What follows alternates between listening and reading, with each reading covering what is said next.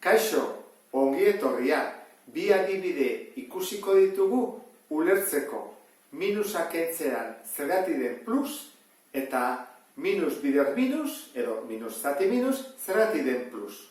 Orduan, lehenengo adibidea ulertzeko definitu beharko dugu zer den plus eta zer den minus.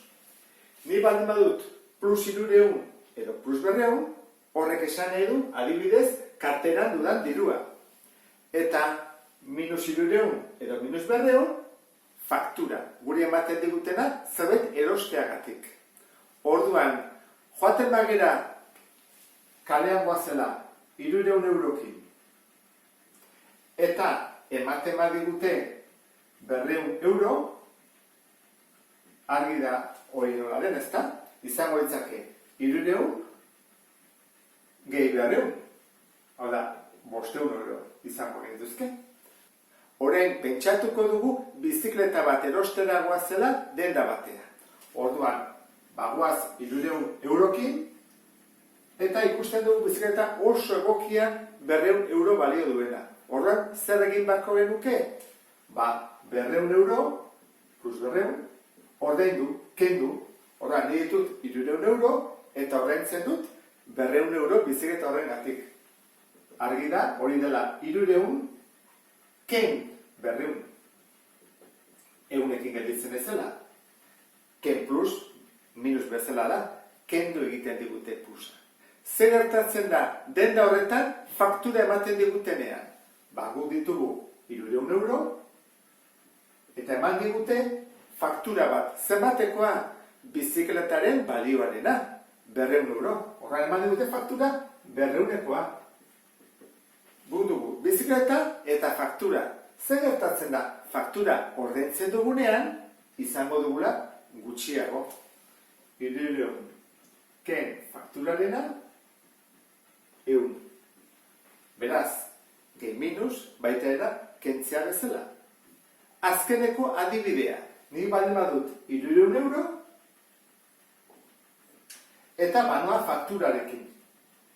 Eman diatlako 200 euroko faktura bat. Orduan, banoa nire bizikleta, nire diruarekin eta fakturarekin. Banoa, ordaintzera noan momentu horretan ezagun bat etortzen da eta esaten dit. Ekarri zure faktura, nik ordainduko dut. Abai, zergatik, loteria tokatu zait. Nik ordainduko dut, diru asko dut. Orduan, ematen diozu faktura. Orduan, ematen badiozu, hau da, guri kendu egin digu.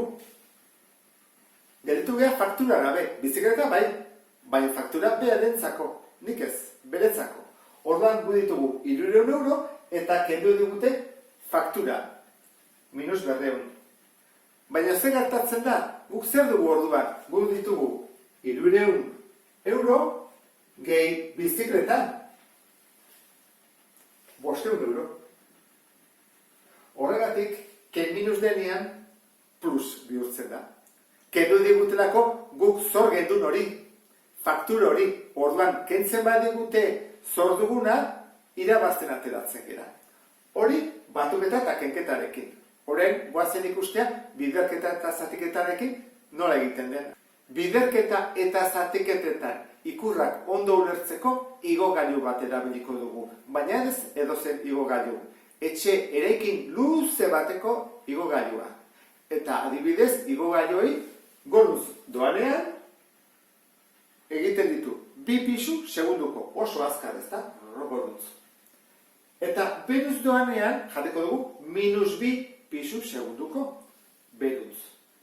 Eta igogailu batean, badakizu dagoela 0 edo B batzutan, eta gero dago plus bat, plus 2, plus 3, plus 4, goruz, pisua goruz, eta gero beruz, minus bat, minus 2, minus 3, segun zeba pisu. Etxe horrek goruz goazen pentsatzea asko ditula, 40-50 pisu, eta beruz, beste 10 edo 20 pisu. Eta orduan, bigarren definizioa izango litzateke kronometroarena.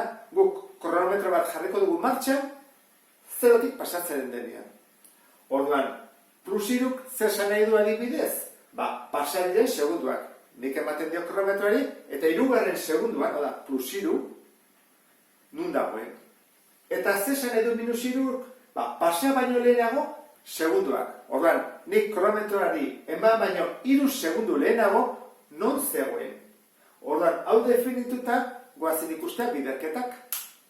Pentsa ezagun, igogailua goruz doala, orduan jarriko dugu plus bi, eta jakin nahi dugu 3 segundu pasa ondoren nun dagoen. Zango zateke? Plus 3. Igogailua hemen balde badago, badoa, hemen.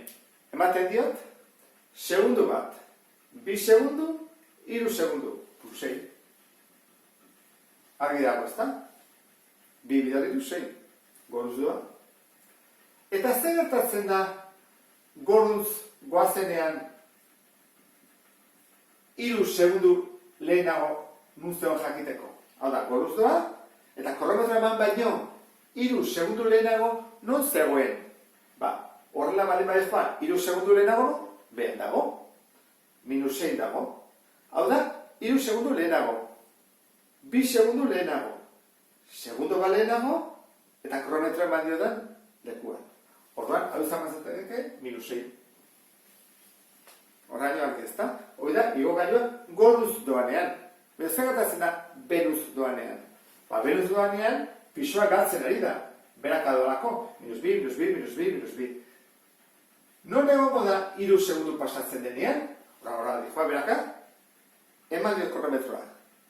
Segundo bat, 2 segundo, 3 segundo, minus 6, ezta? Torran fatezegu, denetan zainena, ulertzeko. Beruz doa, eta kronometroari eman baino 3 segundu lehenago nun zegoen. Nik hemen eman dio kronometroa. Nun zegoen 3 segundu lehenago? Behan, ez, goian, goitik dator. Horan hori da 3 segundu lehenago. 2 segundu lehenago, segundu bat lehenago, eta hemen 0, kronometroa eman diotenean, hori da, plus 6. Horregatik esaten dugu, ikurrak berdinak direnean, plus dela emaitza, eta ikurrak desberdinak direnean, minus dela. Eta uste dut, bi adibide horiekin, ulertuko zenula pixka bat gehiago, zergatik esate ditugun, arau hauek direla, biderketak eta zatiketak egiteko. Eta baita ere, batuketa eta kenketa. Beste bat arte, agur?